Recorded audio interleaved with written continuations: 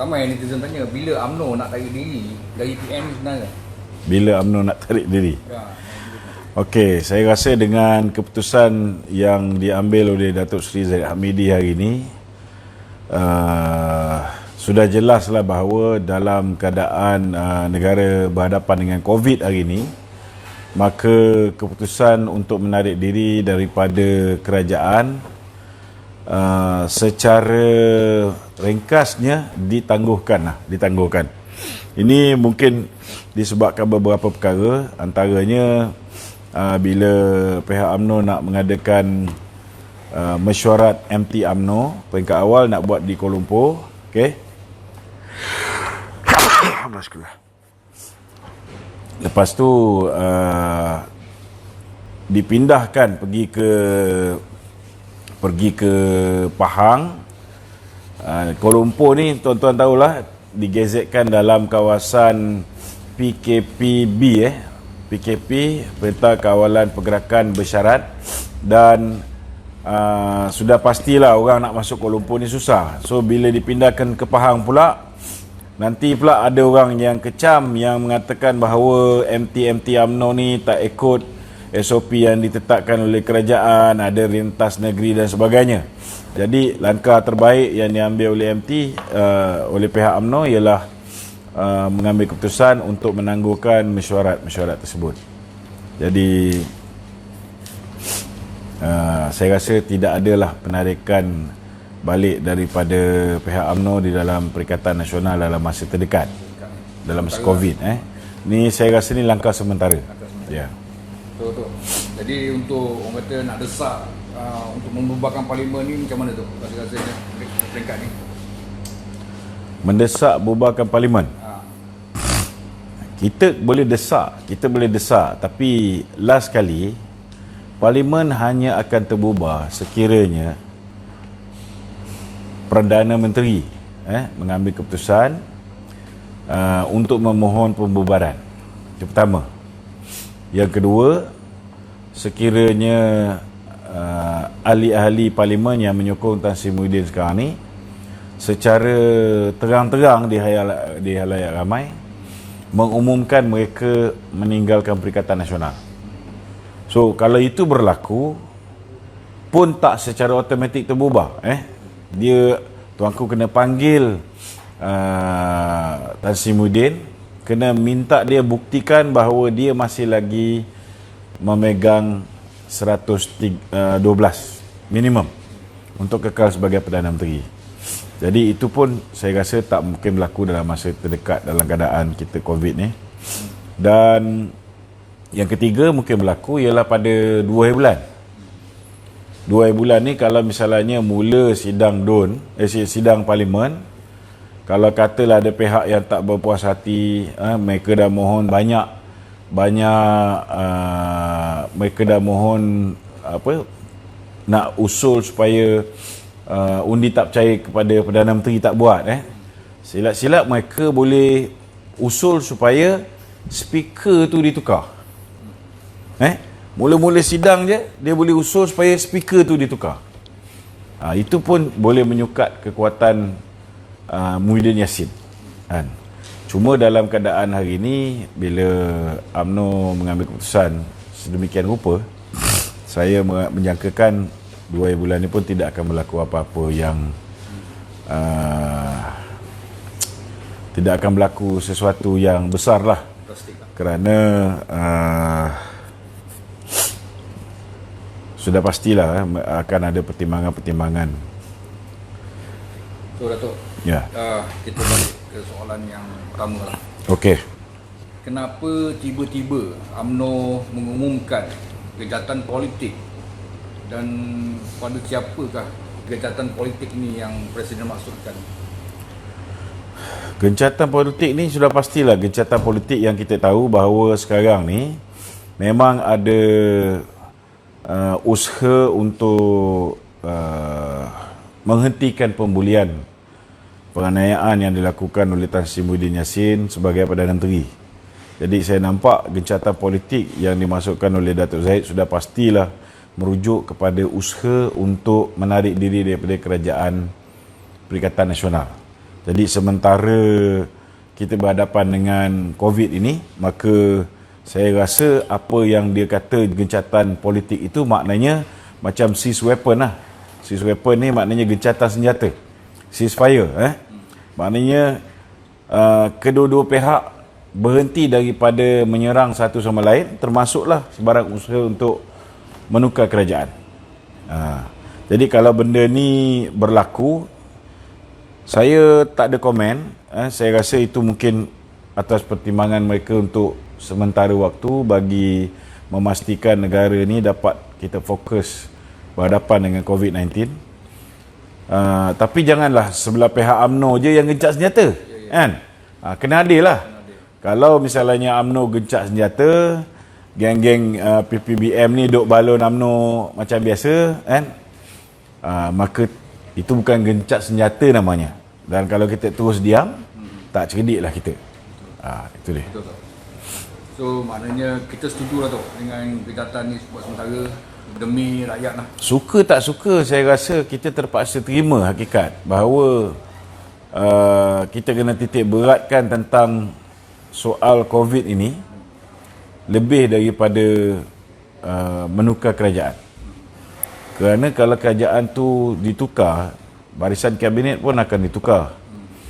So, apa yang telah dirancang oleh kerajaan hari ini, sikit sebanyak terpaksa di reset dengan polisi baru, oleh orang baru, oleh menteri baru. So, sedikit akan ada tergencat lah. Jadi, bagi saya, kita kena terimalah keputusan yang diambil ni. Tetapi kena pastikan bahawa keputusan ini adalah keputusan sementara dan kita harap sebaik saja COVID-19 ini selesai, mesti ada penyelesaian yang tuntas bagi kita pastikan senario politik negara ini akan lebih stabil dengan pembubaran parlimen, begitu juga dengan pilihan raya yang baru. Ini harapan saya. So Datuk, ada kemungkinan tak keputusan gencatan politik ini dibuat atas sebab-sebab kemungkinan apa yang UMNO kemukakan syarat-syarat kepada PBBM hari itu telah dipenuhi? Berdasarkan maklumat saya rasa bukan dibuat kerana syarat-syarat dipenuhi. Kerana maklumat yang saya terima, perjumpaan enam mata antara Tan Sri Muhyiddin, antara Datuk Zahid dan juga Tuan Guru Haji Hadi berakhir dengan keadaan yang suasana yang tidak kondusif lah. Saya difahamkan sampai bila berakhir tu, Datuk Zahid beritahu dengan Muhyiddin, engkau ni tak berubah-ubah lagi. So maknanya saya punya bacaan, perbincangan itu tidak capai kata sepakat, kan? Dan apa yang syarat-syarat yang diletakkan oleh pihak UMNO sudah pastilah tidak diterima oleh Tan Sri Muhyiddin. Maknanya ada kemungkinan besar lah Tan Sri Muhyiddin ni masih lagi bersifat angkuh. So saya punya pandangan peribadi, saya menyangkakan ada beberapa aspek yang mungkin menyebabkan Datuk Zahid mengambil keputusan walaupun belum lagi mesyuarat di peringkat MT. Tapi kena ingat, MT ni dia ada grup MT dia, kan? So saya tidak tahu apa yang berlaku dalam grup MT, tapi saya menyangkakan sudah pasti perkara penting macam ni sebelum dibuat oleh Datuk Zahid, dia sudah berbincang dalam grup MT. Maknanya walaupun tidak mesyuarat tetapi ada perbincangan dalam grup MT, itu juga boleh diangkat sebagai keputusan bersama. Tapi saya punya bacaan, sudah pasti sikap kendur ini ada sebab, kan? Sama ada campur tangan tuanku yang menasihati supaya Tan Sri Muhyiddin dengan UMNO berhenti daripada berbalah sementara, tunggulah selesai COVID, kan? Lepas tu barulah fikir tentang soal masa depan parti masing-masing. Itu mungkin satu kemungkinan, kan? Yang kedua, ada kemungkinan juga senario politik di Sabah itu diambil kira. Senario politik di Sabah kena ingat. Apa berlaku di Sabah? Yang berlaku di Sabah ialah Muhyiddin dengan Hamzah Zainuddin cuba untuk meletakkan Musa Aman sebagai Ketua Menteri. Betul tak? Okey. Tindakan yang memulakan ni ialah tindakan Muhyiddin dengan Hamzah Zainuddin. Nak letak Musa Aman sebagai Ketua Menteri.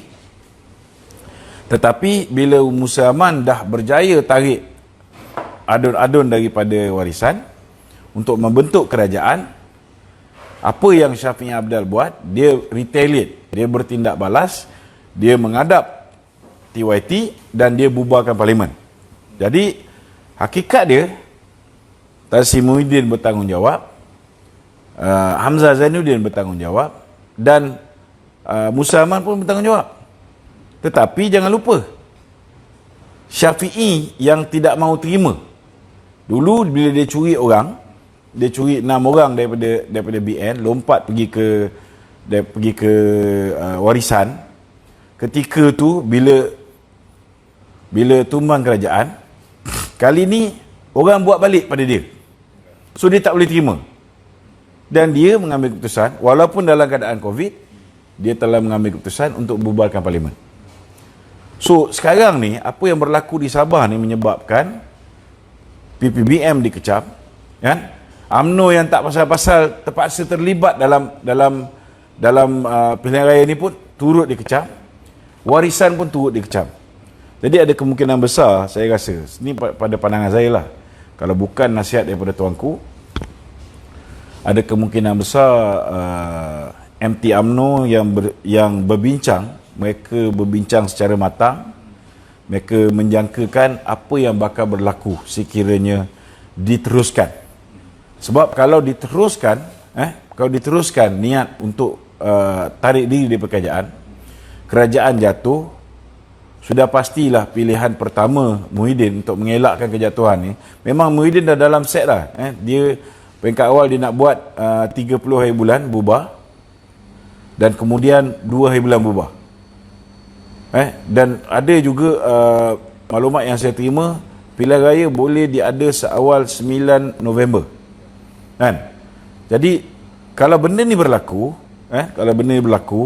kalau katalah tuanku tak boleh nak elakkan daripada benda ni berlaku, mungkin musibah lebih besar akan menimpa Malaysia. Daripada 32 buah negara yang mengadakan pilihan raya, hanya 2 negara je yang dia buat pilihan raya, keadaan dia tak semakin teruk.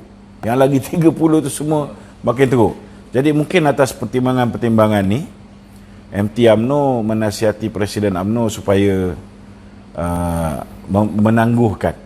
Maknanya bukanlah maknanya mereka ni dah solid menyokong Muhyiddin. Saya nampak kalau mereka ni betul-betul nak jadi hamba kepada Muhyiddin, itu memang tindakan yang tidak bijak. Tapi saya nampak lebih kepada keadaan kita kena ada taktik lah, kena ada taktik, kena ada strategi. Kalau silap strategi, kita masuk pilihan raya, orang yang terpaksa membuang undi, terpaksa turun, mereka turun dalam keadaan menyumpah kerajaan. Ini semua UMNO punya pasal tarik diri daripada kerajaan, akhirnya mereka terpaksa membuat. So ianya akan mendatangkan musibah dalam bentuk keputusan pilihan raya. Jadi saya lebih baca keputusan yang dibuat oleh Datuk Zahid ni mungkin mengambil pandangan MT UMNO. Ya.